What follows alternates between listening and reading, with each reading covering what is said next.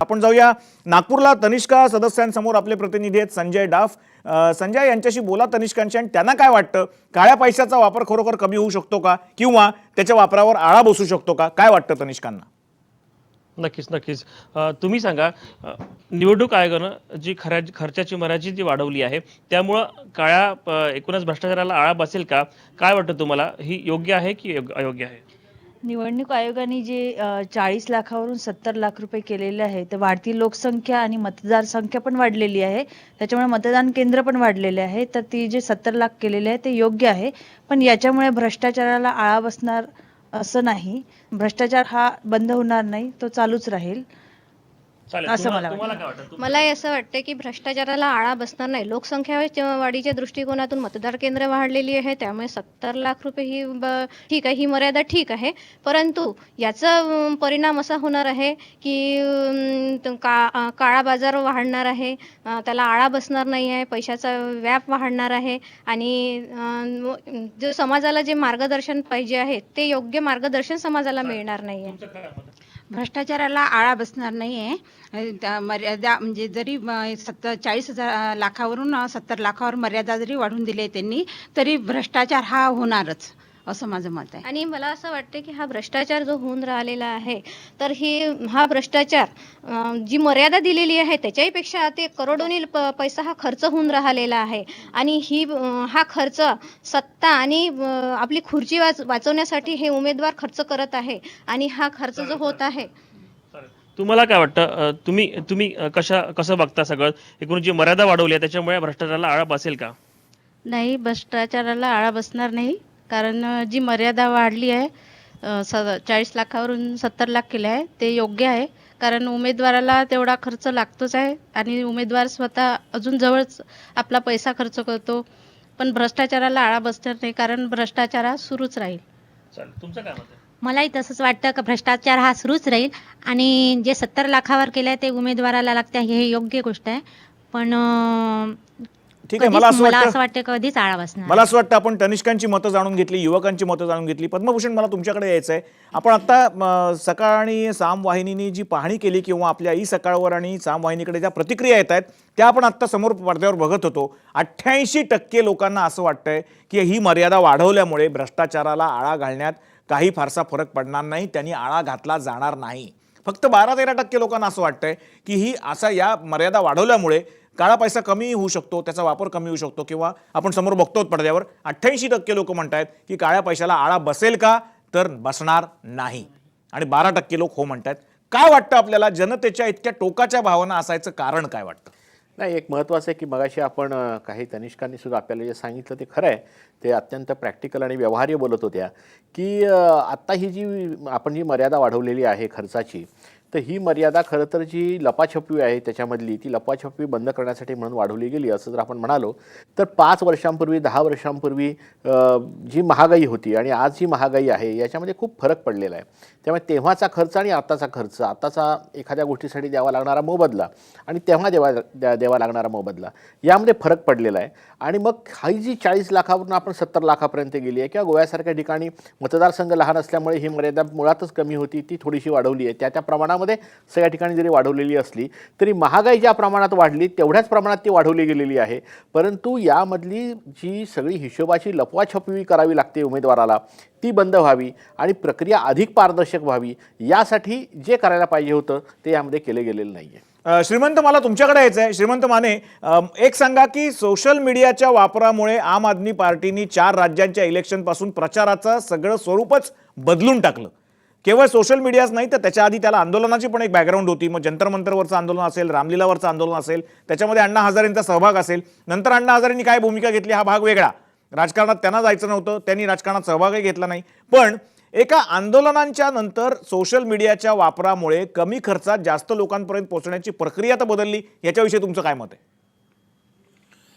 आत्ता ही जी सगळी आपण जी चर्चा केली, मला याचं एक सुंदर तुलनेसाठी एक चांगला टॉपिक सुचलाय। एक तर हे मला क्रिकेटमधल्या बेटिंग सारखं वाटतंय, म्हणजे बेटिंग जर लिगलाइज केलं ना तर त्याच्यामधलं काळा पैसा तयार होणं जे आहे ते थांबेल, आणि त्यामुळे आपण ही आत्तापर्यंत जी चर्चा करतो आहे की निवडणूक खर्चाची मर्यादा वाढवल्यामुळं काळ्या पैशाच्या वापरावरती काही बंधनं येतील किंवा ते थांबेल असं नाही आहे.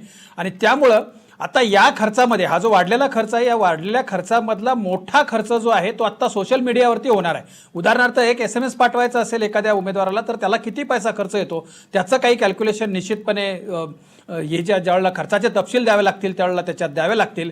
आणि गेल्या वेळेच्या निवडणुकीपेक्षा यावेळेला या सोशल मीडियाचा, मग तो SMSच्या माध्यमातून असेल, तो आणखी कुठल्या डिजिटल फॉर्मॅटमध्ये असेल, त्याचा खर्च निश्चितपणे यावेळेला वाढलेला असेल. हे ठीक आहे की 10 लाख लोकांपर्यंत पोहोचायला पोस्टरच्या माध्यमातून जेवढा पैसा लागत असेल त्याच्यापेक्षा कमी पैसा SMSच्या एक माध्यमातून गोष्ट लागत थोडी असेल. अशी आहे श्रीमंत, मी मुद्दाम नजरेला आणून देऊ इच्छितो, आपल्याला ती माहिती आहे चांगलीच, की सोशल मीडियाचा एक फायदा चांगला राजकीय पक्षांना किंवा प्रचारकर्त्यांना असा असतो की ते तुम्हाला प्रूव्ह करता येत नाही की संबंधित माणूस हा आमच्या पक्षाचा होता किंवा आमच्या पक्षासाठीच प्रचार करत होता, त्याचं मत तो सोशल मीडियावर टाकू शकतो. आता हा भाग तुम्ही खर्चात कसा गृहीत धरणार? नाही, मी फक्त SMS वरचे खर्च आणि नाही, मी बाकीचे एकूण जे आहे सोशल मीडिया विषयी त्याच्याबद्दल विचारतोय, बोलतोय. सोशल मीडिया विषयी नाही, विचारतोय. एकूण सोशल मीडिया फेसबुकवर असेल किंवा इतर कुठे आपण ज्या असेल. वेगवेगळ्या नाही आपण ज्या वेगवेगळ्या रिफॉर्म्स करतो आहोत हां. त्याच्यामधली ही सोशल मीडियाच्या वापरासंदर्भातली रिफॉर्म्स ही आपल्या समोरचं सगळ्यात मोठं चॅलेंज आहे. आणि त्यामुळं हे जे काही एक वेगळ्या पद्धतीचा प्रचार, ज्याला आपण एक व्हर्च्युअल अशा स्वरूपाचं आपण म्हणू शकू, तर त्याला तुम्ही पकडू शकत नाही अशा पोझिशनला आहे. आणि ते सगळं ते जसं भासमय आहे तसं ते तुम्हाला थोडासा दागा देणारं पण आहे. ते कुठल्या राजकीय पक्षाचं आहे हे वगैरे महत्वाचं नाही. मूळ मुद्दा आहे की तो पारदर्शकता राखण्यासाठीचा जो भाग आहे त्याच्यामध्ये आपण फारसे यशस्वी होताना दिसत नाहीये. आणि खर्चाचे आता व्हर्टिकल्स वाढतायत या सगळ्या माध्यमांमुळे, असं मला सांगायचं होतं. राजू वाघमारे, आपल्यापाशी यायचं मला एक सांगा की पूर्वी मोठे मोठे वक्ते होते की जे लाखाच्या सभांना बांधून ठेवू शकायचे, त्यांच्या सभांना लोक यायचे. आज परिस्थिती तुम्हाला माहिती आहे, मी सांगायची गरज नाही. ट्रक आणि बसमध्ये पैसे देऊन 2 वेळेचं खाणं देऊन त्यांना वर्किंग लंच देऊन माणसं गाड्यांमध्ये भरावी लागतात आणि सभेला आणायला लागतात. या गोष्टीपेक्षा सोशल मीडिया कितीतरी भरा, त्याचा खर्च खूप कमी आणि पोहोचतोय तर जास्तीत जास्त लोकांपर्यंत. म्हणूनच पक्षांनी आजकाल TV माध्यमांद्वारे किंवा सोशल माध्यमांवरच्या जाहिरातींवर पैसा जास्त कॉन्सन्ट्रेट केलाय. आपल्याला काय वाटतं, हे स्वरूप सुद्धा बदलत गेलेलं आहे का? आता श्रीमंतांनी सांगितलं की ते सोशल मीडियाचं स्वरूप जे आहे ते ह्या आत्ताच्या निवडणुकांमध्ये नक्कीच बदललेलं आहे. कारण तुम्ही जास्तीत जास्त लोकांपर्यंत तुमचं मत, तुमचे विचार अगदी फास्ट पोचवू शकता.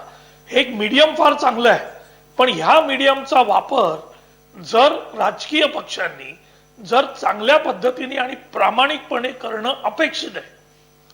पण आता जर काही राजकीय पक्ष म्हणाले, आता भाजप, उद्या बीजेपीचं उदाहरण घेऊया, बीजेपीने सोशल मीडियासाठी एक कंप्लीट टीम, एक कंप्लीट सेल उभारून जवळजवळ 500 कोटी रुपयाचा निधी या सोशल मीडियासाठी अलॉकेटेड केला.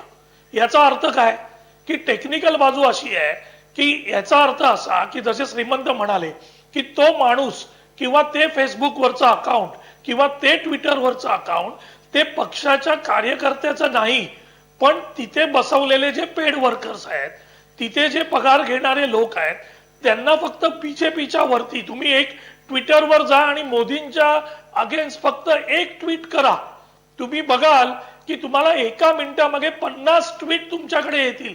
आणि त्या 50 ट्विट मधल्या 35 ट्विटची जी भाषा आहे ती तुम्हाला सारखी दिसेल. याचा अर्थ काय? नाही, पण हे राजूजी काँग्रेसकडे झालेलं नाहीये किंवा राहुल गांधींचे विचार पोहोचवण्याकरता अनेक अकाउंट उघडली गेलेली नाहीत असं तुम्ही छातीठोकपणे सांगू शकता का? असं छातीठोकपणे आम्ही सांगतो कारण तुम्ही स्वतः याची पडताळणी बघू शकता.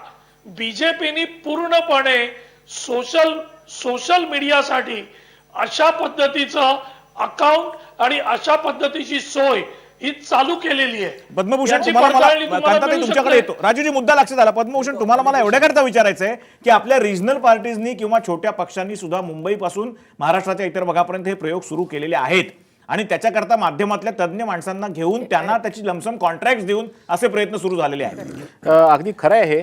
आणि मी तुम्हाला मगाशी तेच सांगणार होतो की या सगळ्या चर्चेमधला भाग तोच आहे की जेव्हा नवीन तंत्रज्ञान येतं तेव्हा त्या नवीन तंत्रज्ञानाचा वापर आपण कशा पद्धतीने करतो हा महत्त्वाचा भाग आहे. आता हे जे सोशल मीडिया जो आहे किंवा एकूण इलेक्ट्रॉनिक माध्यम आहे, खरं तर याचा खर्च कमी आहे, लोकांपर्यंत पोहोचण्यासाठी याचा खर्च कमी येतो. परंतु त्याच्यामध्ये सुद्धा जर तुम्ही खोटी अकाउंट्स तयार कराल, वेगळा जर प्रचाराचा एक वेगळ्या पद्धतीचा गोबल्स नीतीच्या पद्धतीने जर प्रचार कराल तर त्यावरती तुम्हाला खर्च जास्त करावा लागतो. मग प्रश्न असा असतो की एक मोठी पार्टी जर ते करायला लागली तर दुसऱ्या मोठ्या पार्टीलाही त्याच्यातून उतरल्याशिवाय राहत नाही. आणि या पद्धतीने जरी आता कोणत्याही पक्षाचा प्रवक्ता हे मान्य करणार नाही, पण हे खरं आहे की अशा प्रकारचा प्रचार आता आपल्याला सोशल मीडियावरती फार मोठ्या प्रमाणावरती मोठ्या पक्षांकडून होताना दिसतो. आणि मग साहजिकपणे जेव्हा राष्ट्रीय पक्ष असं करतात तेव्हा त्याच्याबरोबर असलेले जे प्रादेशिक पक्ष आहेत त्यांनाही त्यामध्ये उतरावं लागतं. एक आहे म्हणून दुसरा, दुसरा आहे म्हणून तिसरा, अशी संख्या वाढत जाते आणि हा खर्च वाढत चाललेला आहे. कांताताई आपल्याबरोबर आहेत, भाजपच्या प्रवक्त्या कांताताई नलावडे. कांताताई, आपण आपल्या विषयावर बोलत होतात, निवडणूक मर्यादेच्या विषयी आणि सोशल मीडिया वापराच्या विषयी. राजू वाघमारेंनी आता काँग्रेसच्या जी एक भूमिका व्यक्त केलेली होती की आपलं एक विशिष्ट सेल आहे, 500 कोटी रुपयाची तरतूद त्याच्याकरता केली, असं एक त्यांनी विधान केलं. काय वाटतं आपल्याला आपल्या पक्षाच्या या भूमिकेविषयी किंवा धोरणाविषयी काय सांगाल? भारतीय जनता पार्टीने प्रत्येक राज्य स्तरावर, केंद्रीय स्तरावर सोशल मीडिया एक सेल तयार केलेला आहे. परंतु ते जे सांगतात ना 500 कोटी रुपये खर्च, यांना कोणी सांगितला? खरं म्हणजे यांनी सांगावं ना, म्हणजे बेसलेस आरोप करू नये. आपल्या बरोबर आहेत ना ते, कशाच्या जोरावर आरोप करताय तुम्ही राजूजी, असं त्या विचारताय? आरोप करू नये. नाही, नंबर 1 पुढे तुम्ही पेपरमध्ये वाचा. पेपरमध्ये काही कोणी देतं, पेपरमध्ये वाचा म्हणजे ते काही खरं असतं का? आणि तुम्ही भारतीय जनता पार्टीवर आरोप करताय. काँग्रेस काय सोशल मीडियाचा वापर करत नाही का? तुम्ही राहुल गांधीचे दौरे दाखवता, मुंबईमध्ये आले लोकलने प्रवास केला, म्हणजे सोशल मीडियाच्या माध्यमातून तुम्ही ते बाहेर नाही आणलं का? भारतीय जनता पार्टीवर आरोप करताय. तुम्ही स्वतःकडे सुद्धा आत्मपरीक्षण करा की तुमचा पक्ष हे करत नाही का? पेपरमध्ये आकडे दिले, कोणी राजूजी त्यांचा प्रश्न साधा आहे कांताताईंचा की तुमचा पक्ष हे करत नाही का?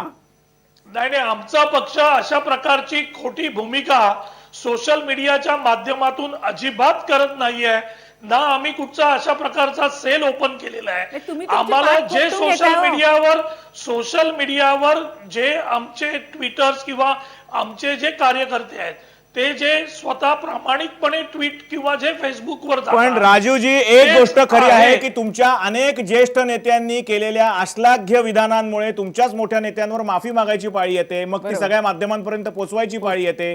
त्याच्यात सुद्धा पुढे जाऊन असं म्हणावंसं वाटतं की या सगळ्या सोशल मीडियामध्ये काँग्रेसचेही व्यवस्थित प्रयत्न चालू आहेत. आणि ज्या वेळेला काँग्रेसकडनं भाजपच्या नेत्यांना दूषणं लावली गेली तेव्हा त्याचाच फायदा घेऊन भाजपाने परत नंतर जागोजागी चायचे ठेले सुरू केले, तिथे डिस्कशन सुरू केली. तर हा दोष मग भाजपला देता का म्हणे? तुम्हीच हातात कोलीत दिलं त्यांच्या. नाही, काय आहे की जर आम्ही जर हे ठरवून आमच्या सेलने केलं असतं तर आम्हाला माफी मागण्याची वेळ झाली नसती. आता एक कार्यकर्ते जे उत्साहात येऊन करतील त्याच्यामुळे नेत्यांना माफी मागायची वेळ आली, म्हणजे हे ठरवलेलं नाहीये. हेच ह्यातून सिद्ध होतं. बीजेपीचं जर तुमचं तर्कशास्त्र अतिशय अजब आहे. पण तरी सुद्धा मला एक प्रश्न सगळ्यांना विचारायचा आहे की सोशल मीडियाचा वापर हा अपरिहार्य झालेला आहे. रवीजी विशेषतः तुमच्याकडे मला यायचं आहे. पण सोशल मीडियाचा जाणीवपूर्वक युवकांपर्यंत पोहोचण्याचा अलीकडच्या काळातला सर्वात प्रभावी प्रयत्न हा आम आदमी पक्षाने केला. आता या निवडणुकीत सुद्धा तुम्ही तसंच करणार आहात का? देखिए, हमारा ये सोशल मीडिया का प्रयोग जो है वो इस चुनाव की प्रक्रिया से शामिल नहीं है. ऍक्च्युअली मला असं वाटतं की अण्णा हजारेंच्या आंदोलनापासून तो खरा सुरू झाला. जंतर-मंतर, त्याच्यानंतर रामलीला मैदानावरचं आंदोलन, तिथे जनतेमधली आणि युवकांमधली भावना चेतवण्याकरता हे आरोप लोकांनी केलेले होते. तरी सुद्धा त्याला न भीक घालता तुम्ही सोशल मीडियाचा वापर केलेला आहे. बिल्कुल.